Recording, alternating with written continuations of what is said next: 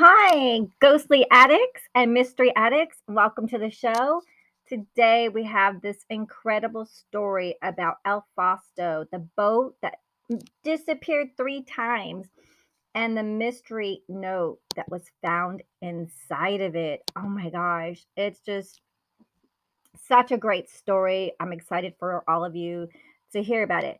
So the El Fausto, known as the Foss, is a fishing boat, and it's located in La Palma Island, which is in the Canary Islands.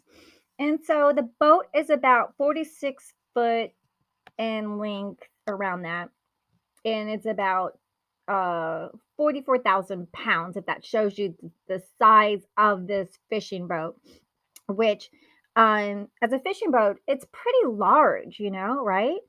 And then she also the boat the Foss was used for fishing, and she did transportation. Well, she or he, the boat or it, they transported fruits, vegetables, diesel fuel, and goods across the archipelago, which is the area over there. And so it had a nice reputation of really being this durable boat, and her top knot speeds were about 7 knots. And the owner, and this happened in 1968, and the mystery surrounding this boat, I mean, you guys are going to love it. Like, I'm so excited to have you come on and tell me your theories and what you think. Rafael Acosta is the owner, and Rafael employed uh, Ramon and Alberto Hernandez. They were brothers, and they're at that time they were age 47 and 42 approximately. And they also their cousins Miguel and Viterbo Acosta, who are around the similar ages in their 40s, like 43 and 41. And they were the four members of El Fausto, the Foss boat, and they were very, very experienced sailors and fishermen. So they supposedly knew how to, you know, navigate the boat, and they've been in this trade for since they were young kids and they're teenagers. And the owner Raphael, obviously liked working with his family and was very confident in his crew member skills. Because at the sea doesn't play. You need to have people that are very, very smart in case there's a storm or whatever, you get lost at sea. I think those things, you need to have really good crew. So the mysterious July 20th, 1968, the Fausto leaves Corte, and the Fausto left it's called Corte port, and was heading to El Hierro Island. That was about 50 miles south of La Palma, and Julio needs a ride. And they said the boat was carrying a cargo of explosives that would be used for agricultural purposes at the island they were heading to. And Vitiro was not on board that day because there was a local festivity and there was a celebration, and he had a previous commitment to that he would do some official acts in his hometown of Tazacorte. So several hours after the Fosso made her journey to Frontera, which is in the northern shore of El Hierro, where Ramon, Alberto, and Miguel, they unloaded the cargo, right? And then their friend Tezacort, who was in Frontera too, um, he was 27 years old and the father of two. Julio Garcia had recently got a job as an irrigation maintenance chief at a nearby private island. So they said that Julio Garcia received a call from his wife, and their little tiny cute 2-month-old daughter was very, very sick, and the doctor had prescribed her some antibiotic shots. So she was sick. So he wanted to come on board the boat to get to La Palma as soon as possible to see his sick daughter. But he missed it for a few minutes. And so what happened is a boat wouldn't be coming to depart for a few days later.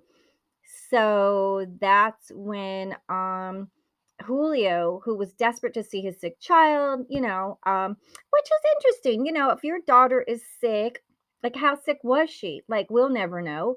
Like was it a cough? Was it a cold? Like why did he have to run back so quick? I mean, back in 1968, it wasn't like they had a cell phone to call from the boat or Skype or Zoom to see his daughter and tell his wife everything's okay. But he wanted to get back to his daughter, which is great for a father to be with his sick daughter. And so Julio went to the boat docked at Las Palmas, which was the Fausto, who I told you it was owned by Rafael Acosta, and he employed his brothers Ramon and employed the brothers Ramon and Alberto Hernandez, and they worked along with Miguel and Roberto Acosta. So this is Julio Garcia, supposedly wanting to get home to his sixth daughter, and he offered to pay them for a ride. And they're like, no, no, no, we don't want any money. Just come on board, when he told them the whole story. So it seems like a very admirable thing to do, right? And then so now the boat is getting some fruits. They're going to be delivering fruits, whatever it is, bananas, oranges, mangoes, whatever the fruit is. They had this about 7 to 8 hours trip to head to La Palma, and it was 2:30 a.m. of July 21st, 1968. And after they leave to head to La Palma, something mysteriously happened to these four men that no one would see them ever again. So what happened? What went wrong? The early morning hours of 21st, this is sort of what we know. The Fausto's crew, uh, and they've done this. The ship has gone back and forth to the islands, and there didn't seem to be any significant issues with the weather. There was no storms and no hurricane. And that night, it was reported that the sea was very calm, and and there other fishermen would reported later a light mist arrived in the area that morning, which might have reduced visibility, probably maybe making it harder for the crew to spot the La Palma's huge mountains, because La Palma, that island, had big mountains. And but everyone kind of said, well, Raphael and his crew were very, very capable. They've gone back and forth to this island. They know these waters. So the boat, the El Fausto, was expected to arrive at La Casa Corte at 10 a.m. on July 21st, but the boat never made it to the port. And then, so, the family members are worried. And then, so Raphael ordered another set of his employees to sail from Tazacorte to Frontera. So to make this Fausto's planned route in reverse, to see if they could find the boat and find out what happened. So that's very smart and wise. So so so that was very nice that Rafael Acosta sent out some other crew, reversing the position, hoping to run into the boat and the crew. And so and the, to find them. And so they're just hoping that the boat had like a mechanical failure or something like that. And so what happened? They were looking, on July 22nd, the next day. There was an emergency message radioed to all ships in the area west of the archipelago. That now they were saying the Fausto was officially missing at sea. So at noon at CASA 2111, a bomber took off the island of Gran Canaria and headed west. So there was great weather sunny, reported no clouds, great visibility, and the plane looked for the boat and just said they did not see the ship. They didn't see anything. So the boat, where did this boat go? And this boat, the mystery of this missing boat at sea just is like, where did it go? Did it sink? Uh, the boat had like 10 kilograms of fruit with them. They had very little fresh water. So water is so important for hydration and surviving the sea. So July 25th, a radio message from Decusia. So after midnight, maritime authorities received a radio message from Decusa is the Duchess. So Duchess is a British ship that was coming from South America en route through the Netherlands. That this British ship called the Duchess had spotted the small fishing boat. It was adrift in the ocean, and the boat's crew. So there was crew on the boat, used flashlights to signal the position, and the position was 28 degrees 15 to the north, 19 degrees 45 west.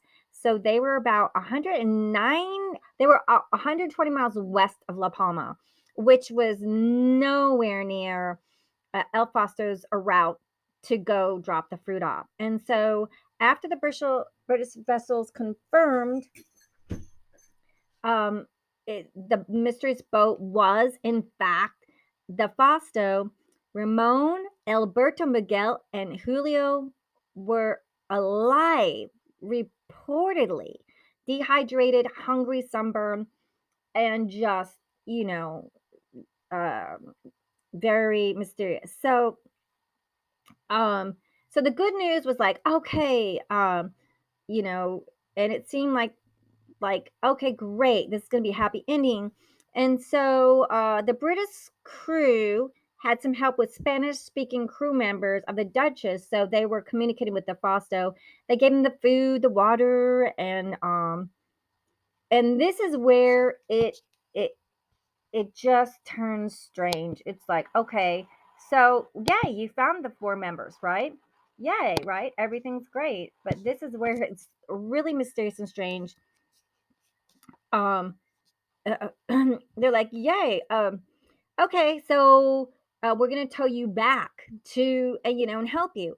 And they were like, oh, can we just be given enough fuel and food to make it to La Palma by ourselves?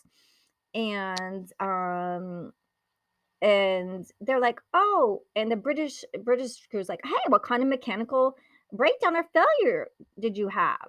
I'm like, oh, our boat's fine, you know. And then one of the members of the Duchess crew pointed out that the four members seemed to be frightened by their experience.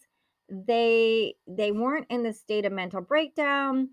And anyhow, they're like, okay, we'll give you the fuel for sailing back, the 18 hours to get back to your home. And here's some food and water for the trip. So the British fleet watches as the boat departs and head back to the archipelago and head back to La Palma. So everything seemed cool. They found them, right? But this is okay. Remember, mysterious three times. So everyone was just back in Tazacorte. Everyone was relieved, and the town had gathered at the port, waiting for the Fausto's return. A celebration was stated, wine included.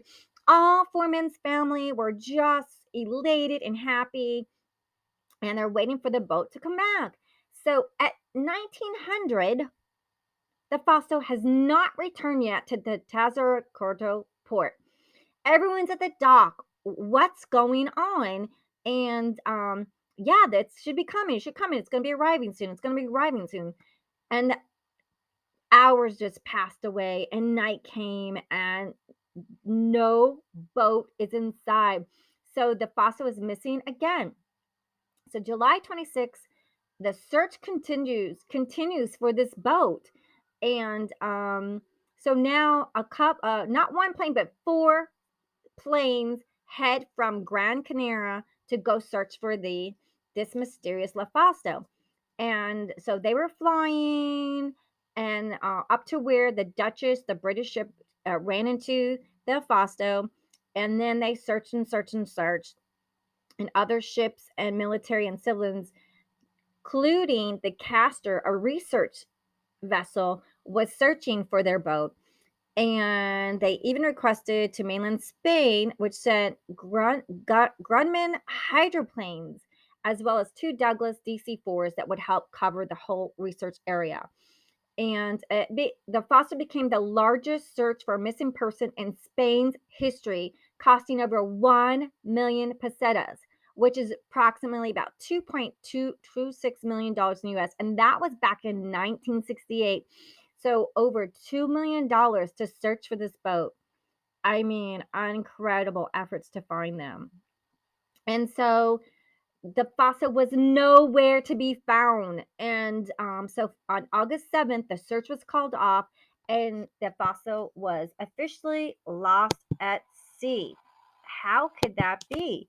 So on October 9th, 1968, 10:54 a.m., the Anna Di Maio finds something in the ocean.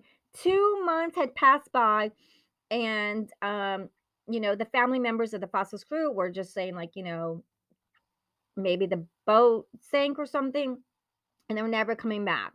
So, in the middle of the Atlantic Ocean, an Italian merchant ship, Anna Di Maio, and all about Italian. You guys know I was born in Italy. My mom's Italian, Naples, Italy. So the Anna Di Maio. So this is in the Atlantic Ocean, people. Atlantic Ocean with an Italian merchant ship. They were en route to Venezuela, and it was dark. It was a cloudy morning, but the sailing conditions were very favorable. And so they see something in the distance, and they realize there was a small fishing boat, and it seemed to be adrift, and no one steering the boat. No one was at the wheel. And her call sign was clearly visible on the hull, and you could see the name Fausto.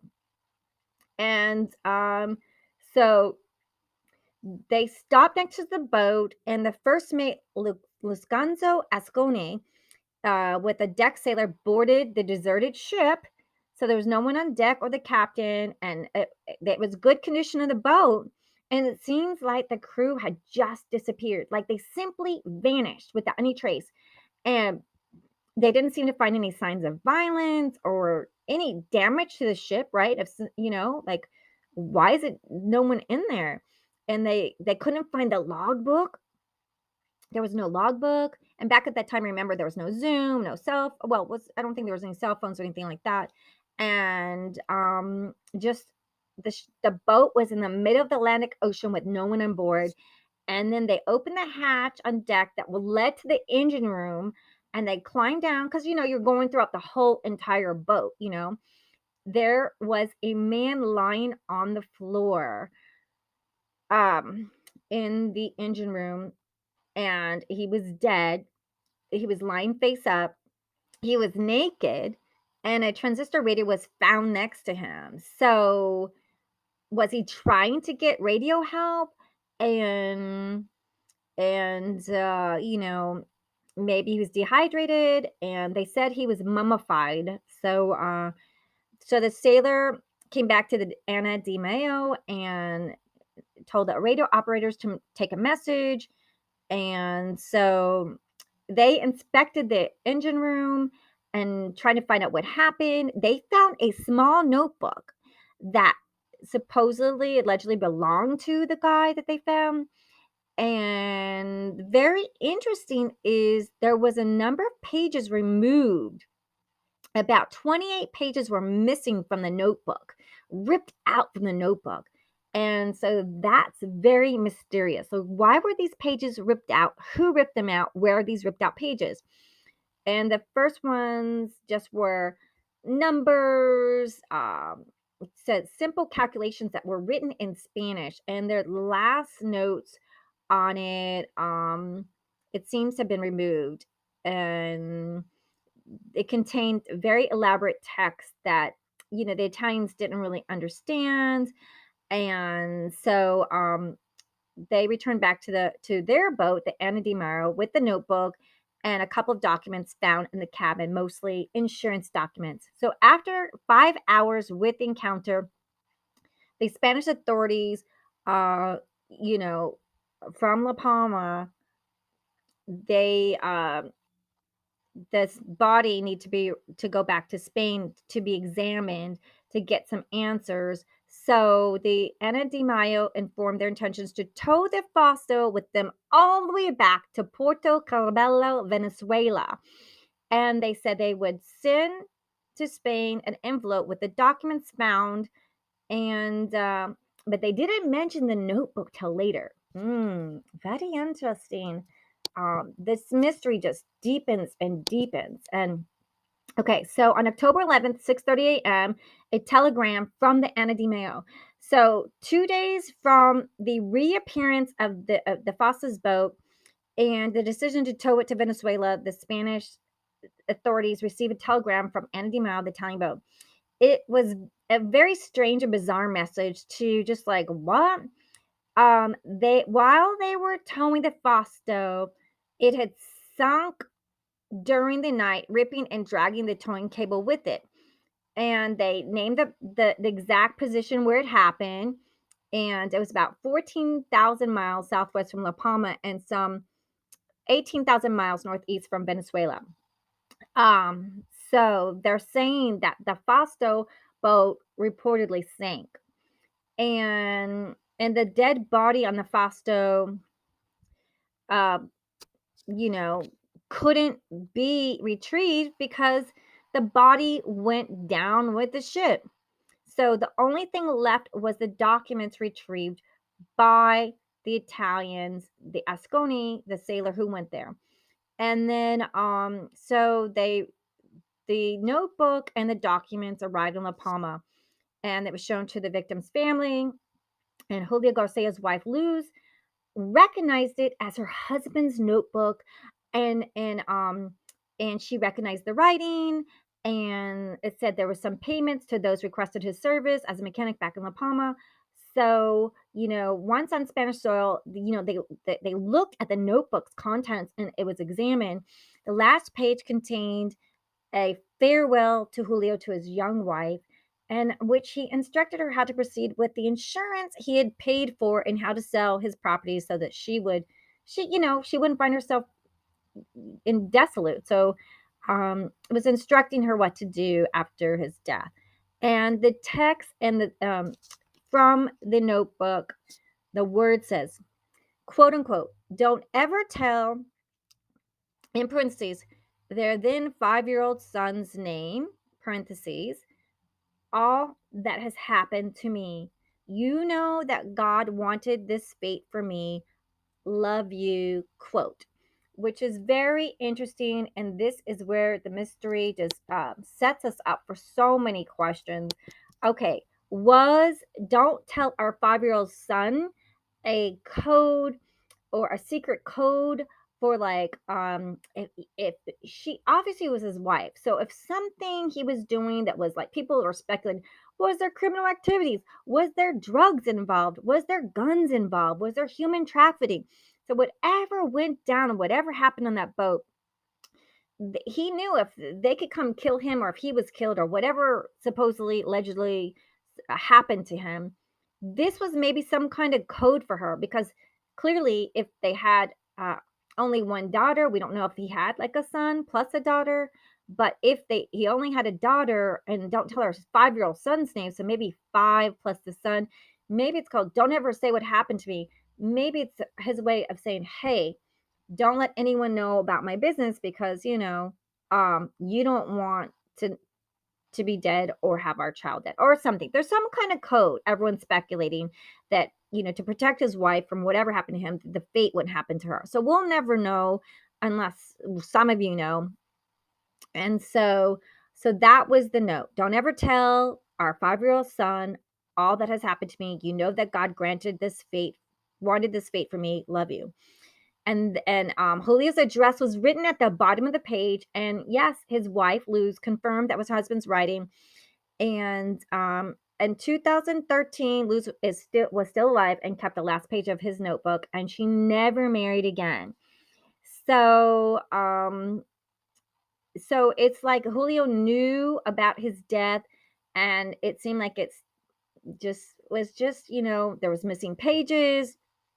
So there's so many things. What was written in those 28 pages, right? What was written in those missing 28 pages? Why were the pages removed? Why? Who didn't want anyone to see what was in those pages? Maybe he thought that he could throw it overboard and someone would get it like a message in a bottle.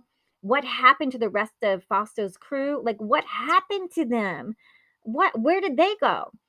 And why did the men refuse to be towed back to La Palma by the Duchess, the British thing? That could have, were there people downstairs with guns? Were they like, you know what I mean? Like, I mean, at that, I don't know. Did they have not, what was really in the boat? Maybe it wasn't fruit. Maybe it was guns. Maybe it was drugs. Who knows? We'll never know. Why didn't they say something happened when they were found the first time? Why didn't they offer any kind of explanation what happened during the first disappearance? Like these are just mysteries that are going down with the sunken ship. So remember this, it was like post-war, early stages of the Franco's regime that a lot of people were sentenced millions of Spaniards to live in suffocating poverty. Um, so these are the Canary Islands. So who knows what was going on back there? Like we'll never know. Um, so this is very mysterious, but let's go on to just do some speculations and some questions. I want to know what you think. Like what do you think happened to the boat? Why didn't they want to be towed back? Why did it why it disappeared 3 times, and why was there a naked guy in the engine? What happened to those 28 pages? Why would he say, "Don't tell my son what happened to me," when he has a daughter? All these mysteries, just we'll never know. We can speculate and theorize, and it's very interesting. And why do you think? Do you think that the boat really sunk from the Italians going back? So it's a mystery to me, the strange and the weird. So let me know if you like this episode, and please hit the download and give us a nice 5-star review. And thanks for listening.